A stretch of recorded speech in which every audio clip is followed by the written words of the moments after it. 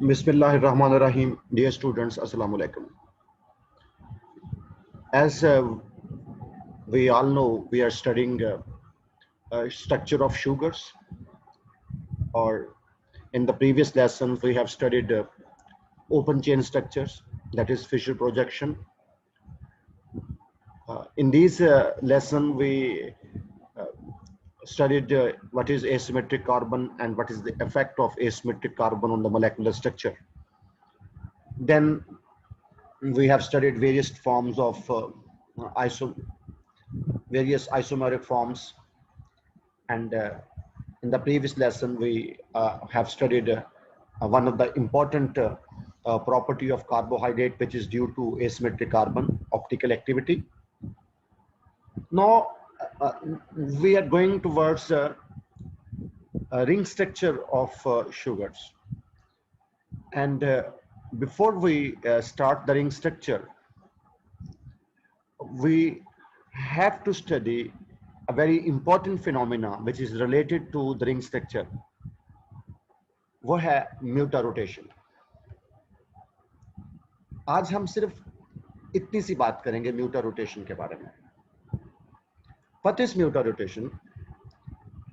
म्यूटा rotation refers to change in optical rotation when an aqueous solution sugar solution is allowed to stand. अगर sugar के solution को थोड़ी देर पड़ा रहने दें तो उसकी स्पेसिफिक रोटेशन, जो इनिशियल स्पेसिफिक रोटेशन होगी, वो ग्रेजुअली चेंज हो जाएगी. तो this change in specific rotation of sugar solution is called mutarotation. And all the sugar having free aldehyde or ketone group, they show this property.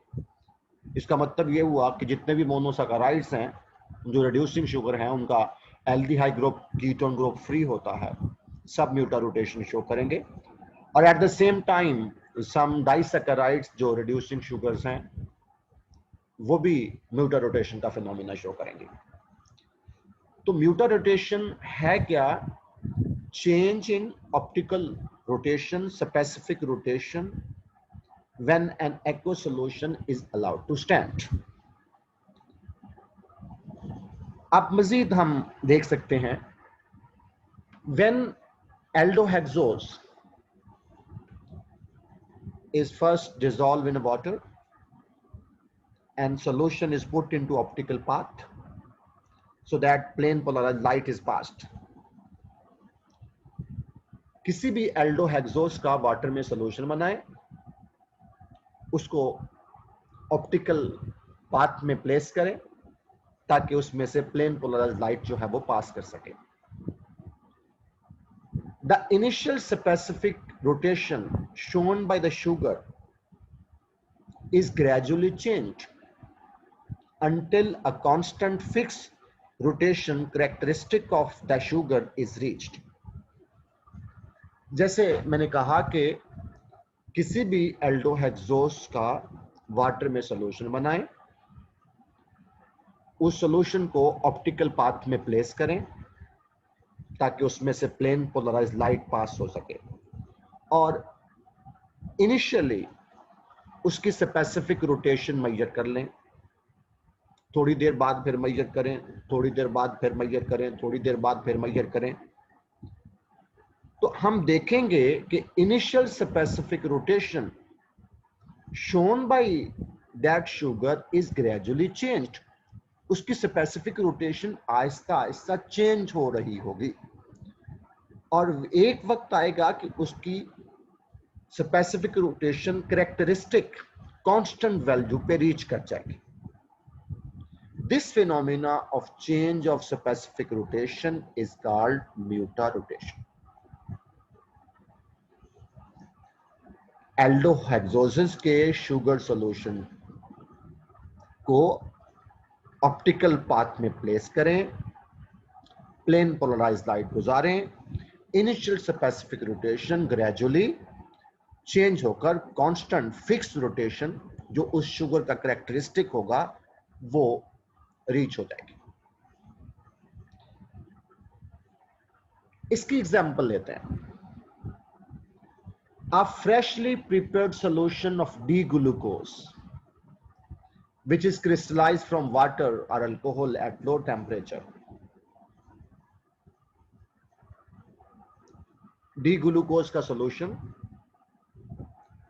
और ये D-glucose water और alcohol से crystallise हुआ है at low temperature.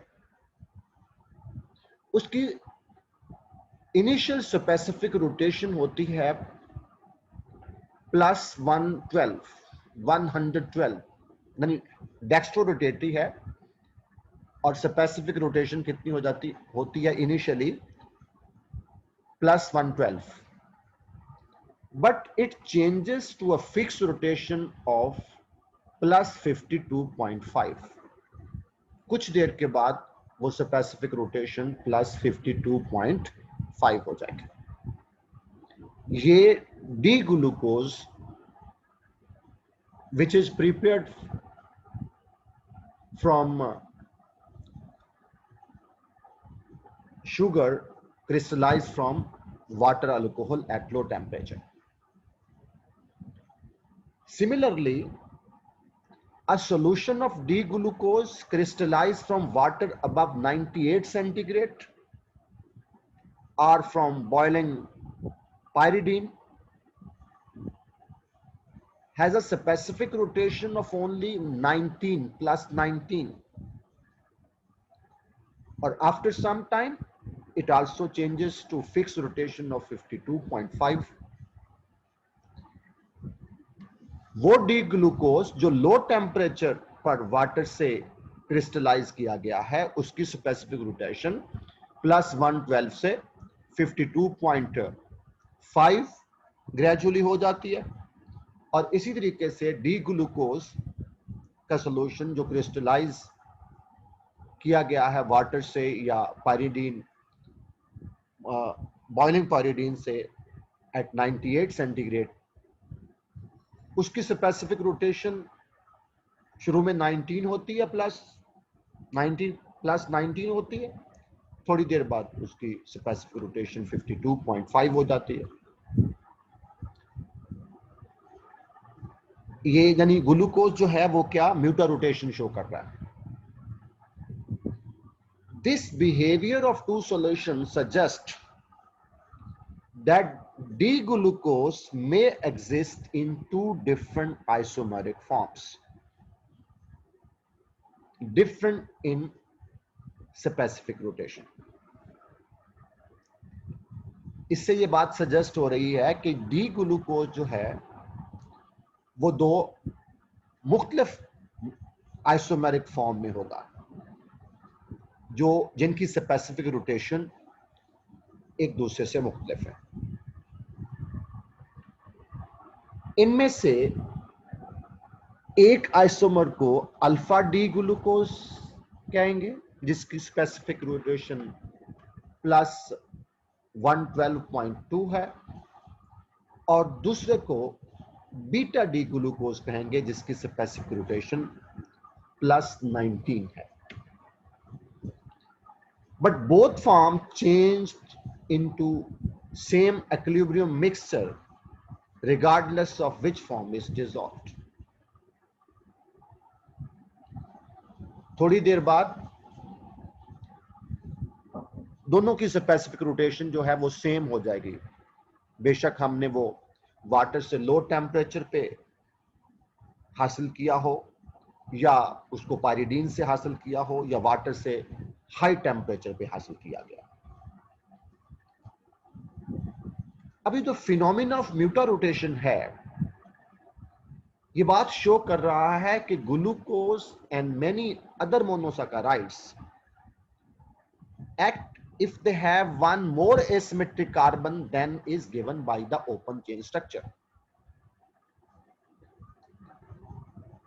अब D glucose ही, जैसे हमने देखा कि डी ग्लूकोज एक एग्जांपल के तौर पर डी ग्लूकोज के दो आइसोमर हैं, एक अल्फा और एक बीटा। जिनकी स्पेसिफिक रोटेशन डिफरेंट है। इस बुनियाद पे हमने उनके दो आइसोमर बना दिए। अब म्यूटा रोटेशन का फिनोमिना ये बात सजेस्ट कर रहा है कि ग्लूकोज और दूसरे मोनोसैकेराइड्स में एक एसिमेट्रिक कार्बन और भी है, which is not suggested by the open chain structure। कहना क्या चाह रहा है कि अगर एल्डोहेक्सोज है ग्लूकोज, ओपन चेन स्ट्रक्चर के मुताबिक उसमें 4 एसिमेट्रिक कार्बन है, लेकिन म्यूटा रोटेशन का फिनोमिना शो कर रहा है कि उसमें एक और एसिमेट्रिक कार्बन एटम भी मौजूद है। आज का हासिल यह है, हमने ये कहना, हमारे जहन में ये बात आई नहीं कि ग्लूकोज में एक एसिमेट्रिक कार्बन या एल्डोहेक्सोस में एक एसिमेट्रिक कार्बन और भी है, which is not suggested by the open chain structure। वो एसिमेट्रिक कार्बन कौन सा है, वो कैसे आया, असल में हमने ये बात करनी है और इससे हम रिंग स्ट्रक्चर की तरफ जाएंगे। अगर मैं इसी से आगे शुरू करूं तो बात लंबी हो जाएगी। हम आज इतनी बात को रोक देते हैं। हमने म्यूटा रोटेशन का फिनोमिना पढ़ा और उसको रिलेट किया शुगर के स्ट्रक्चर्स के साथ। Thank you very much.